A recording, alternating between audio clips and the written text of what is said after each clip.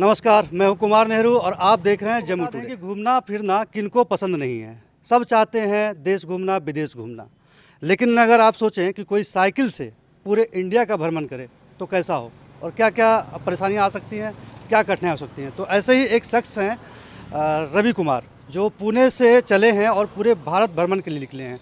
वो आज जो है जमुई पहुंचे हैं। आइए उनसे बात करते हैं और जानने की कोशिश करते हैं क्या उद्देश्य को लेकर के वो जो है पूरे भारत भ्रमण पर निकले हुए हैं। तो रवि जी, आप बेसिकली कहाँ के रहने वाले हैं? मैं महाराष्ट्र पुणे से हूँ। मैं अपना देश का आज़ादी का हम अमृत महोत्सव मना रहे हैं और बचपन से हम सुनते आ रहे थे कि भारत मेरा देश है, सभी भारतीय मेरे भाई बहन हैं। फिर हम बोलते नीलगिरी पर्वत, सापुतारा पर्वत, हिमालय हो गया और अपना नॉर्थ ईस्ट हो गया। तो मैंने सोचा कि सिर्फ किताबों से पढ़ने से कुछ मज़ा नहीं है। बचपन से हम सुनते आए 10, 15, 20 सालों से। हमने सोचा कि थोड़ा नज़दीक जाके अपना देश नज़दीकी से देखते हैं, रूबरू होते हैं। जी। तो आप अपनी यात्रा को कब शुरू किए थे और कितना लगभग आप जो है अभी तक यात्रा कर चुके हैं? जी, हमने 26 जुलाई से पुणे से यात्रा शुरू की थी। लगभग अभी 3000 किलोमीटर लगभग हो गए पिछले 2 महीने में। जी। और कहाँ अभी आपको घूमना है, भारत भ्रमण क्या करना है, कहाँ? जी, अभी हम पश्चिम बंगाल की तरफ जा रहे हैं। पश्चिम बंगाल होने के बाद हम नॉर्थ ईस्ट में जाएंगे, जो अरुणाचल प्रदेश, आसाम। फिर उसके बाद हम जाएंगे नेपाल और भूटान की तरफ। जी। तो जैसे कि आप साइकिल से चल रहे हैं तो रास्ते में क्या क्या चैलेंजेस ऐसा कुछ आता है या कैसा आपको लगता जी, है? चैलेंजेस तो रहते हैं। मतलब हर दिन नया चैलेंज होता है। लेकिन यही है कि ये ट्रैवलिंग हमें सिखाता है कि चैलेंजेस को कैसा फेस करना है। मतलब बस हमें पेशेंस से, संयम से खड़े रहना है।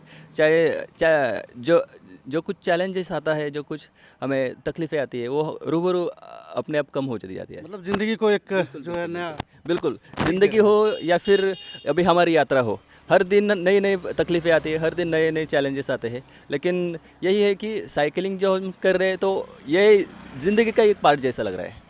तो आपका जो है मेन उद्देश्य क्या है, क्या मोटो लेके आप चले हैं? जी, जी, जी। बहुत बार क्या होता है कि प्लांटेशन हम गलत तरीके से बनाते हैं, सिर्फ रिकॉर्ड बनाने के लिए, सिर्फ 1000 पेड़ लगाए, कुछ ना कुछ टारगेट सेट करके हम पेड़ लगाते हैं। लेकिन उसका भी ड्रॉबैक हमें आने वाले ये 2-4 सालों में दिखने वाला है।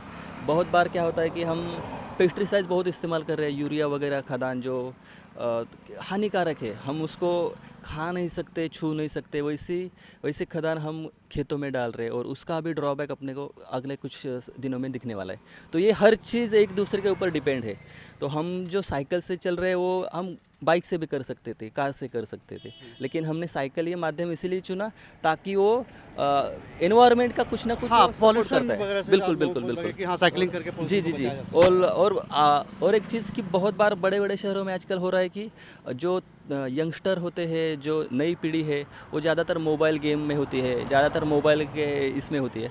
तो साइकिल एक ऐसा माध्यम है जो कि आपको जो फिट रखेगा, बिल्कुल। और इसके साथ-साथ आपको मतलब एक जगह से दूसरी जगह जाने के लिए बहुत मतलब मेरे पास शायद शब्द कम है। मैं जो कुछ रियलाइज़ कर रहा हूँ वो शायद मतलब बहुत मुश्किल है शब्दों में गिनना चुनना।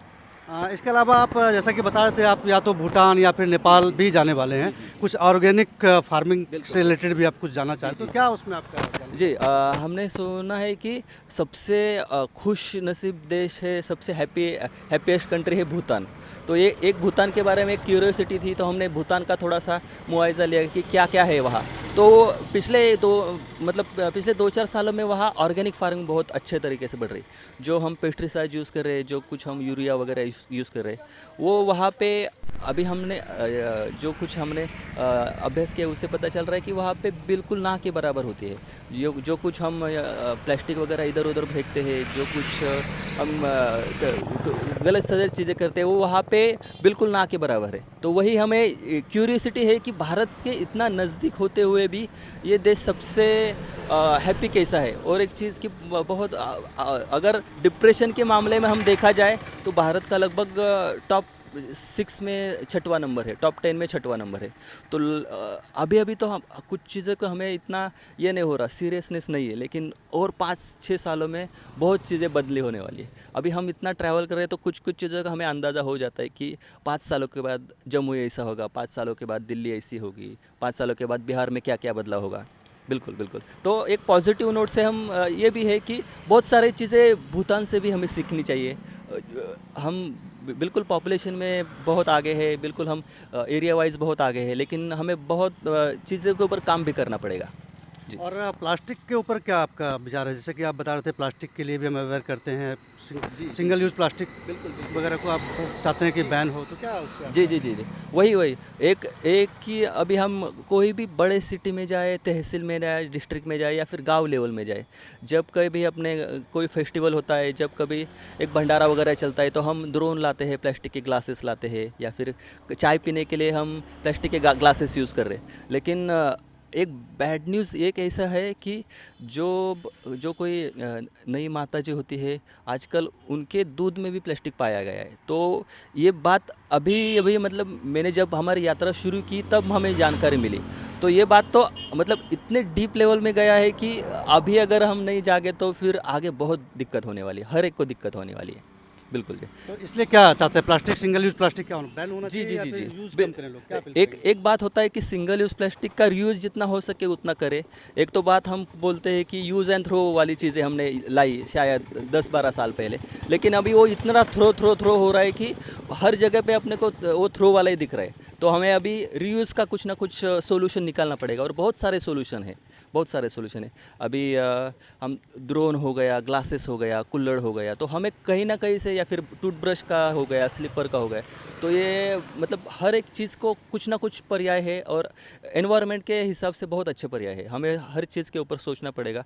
कहीं ना कहीं एक भी एक्शन, अभी ये वीडियो से अगर एक भी हम दिन का एक भी काम अगर प्लास्टिक मुक्त से करें तो बहुत फ़र्क होगा आगे जाके। बिल्कुल। अब जो यात्रा पे निकले हैं, लगभग कितने दिनों का आपका यात्रा और कितना किलोमीटर आप तय करेंगे इस दौरान? जी, लगभग हमें 8 से 9 महीने का हमने सोच के रखा था। शायद एक आधा दूसरा महीना शायद बढ़ सकता है, क्योंकि लोगों का प्यार हमें रुकवा देता है। बहुत बार नई-नई चीज़ें हमें बोलते कि ये छोड़ के नहीं जाना, यहाँ देखना ही देखना है। तो अभी हम बिहार में आए तो हमने लिट्टी चोखा ट्राई किया, कचौड़ी ट्राई की। बहुत बार अभी हम बोध गया गए थे, तो वो एक रास्ता, या दशरथ मांझी जी का जो घाट था, जो उन्होंने घाटी बनवाई थी, वो बिल्कुल मतलब वो तो केरल के जैसे या फिर विदेशों के जैसे सुंदर नज़ारा था। या फिर कल हम गए थे लछोर, तो वहाँ पे भी इतना अच्छा माहौल था कि बस वो मतलब हमें कुछ ऐसा हार्ड वर्क लगा ही नहीं, कि मेहनत लगी ही नहीं। बिल्कुल हम ऐसा लग रहा था कि बिल्कुल विदेशों में है। बिल्कुल। अच्छा, आखिरी में बताइए आपको जमुई कैसा लगा और बिहार कैसा लगा? जी, जी, जी। जमुई बिल्कुल बहुत अच्छा लगा। पिछले 1-2 दिन से हम जमुई में थे, लछवार में थे। हम बिहार शरीफ से निकले थे, तो बहुत अच्छा लगा। लोगों का प्यार भी बहुत मिल रहा है, और बिहार के बारे में बहुत पॉजिटिव चीज़ें मैं लेके जा रहा हूँ।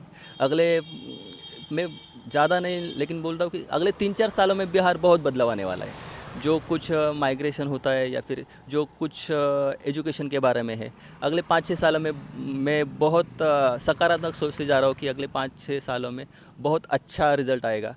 देश का एक सबसे स्ट्रॉन्ग स्टेट रहेगा बिहार। बिल्कुल।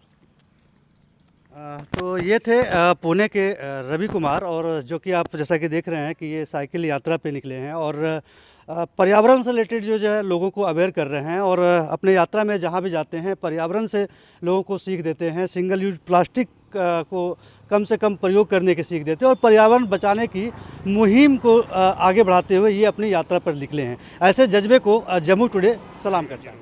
तो हमारी परसों बात हुई जो है, तो ये क्या हुआ कि कोई ये जमुई आए हुए थे, और जमुई में इनको कुछ गलत मैसेज मिल गया, जिसके कारण से ये वापस हो गए लछवाड़। तो फिर मुझे जानकारी मिली, जैसे ही जानकारी में तो मैंने कांटेक्ट किया। कांटेक्ट करने के बाद मैंने बोला ठीक है, आप जमुई आ जाइए। जमुई में आपको कोई तरह का प्रॉब्लम होती है तो मैं उसका रिसॉल्व करूँगा, ठीक है। आपको गलत शायद मैसेज मिल गया, तो फिर ये आए और शाम का टाइम था, तो दुर्गा पूजा का अभी अवसर चल रहा है, तो पूरा जम्मू इसका इनका हमने पूरा भ्रमण करवाया, जैसे कि काली मंदिर दिखाया, पंच मंदिर हो गया, स्टेडियम हो गया। तो जो जम्मू में जो बहुत अच्छी चीज़ है, जो एक पॉजिटिव मैसेज आ सकता है, उन सभी जगहों पे इनको विजिट करवाया और दिखाया कि हमारा जम्मू जो एक गलत इमेज में शो होता है, वो गलत इमेज में हमारा नहीं है, हमारा एक पॉजिटिव इमेज देता है जम्मू डिस्ट्रिक्ट। तो एक अलग लेवल का कॉन्फिडेंस आएगा, और जिनसे इनका मोटिव है कि प्लास्टिक बचाओ, ठीक है, और पॉल्यूशन को के बारे में है इनका। तो ये बहुत अच्छा मैसेज, क्योंकि आज के टाइम में आप जो है एक चॉकलेट से लेके आप जो है कोई भी फूड सामग्री, कोई भी आइटम आप ले लो, तो उसमें प्लास्टिक का रैपर रहता है, जो हम क्या करते हैं, यूज करने के बाद उसको हम फेंक देते हैं, जिससे हमारे किसान भाई बंधुओं को बहुत ज़्यादा नुकसान होता है। तो ये थिंकिंग लेके चलें तो कहीं ना कहीं कुछ लोगों को अगर ये पॉजिटिव मैसेज जाता है, तो हम लोग पर्यावरण को बचाने की कोशिश करेंगे, और अच्छा लगता है, ऐसे कोई मैसेज मिलता है तो बहुत अच्छा लगता है।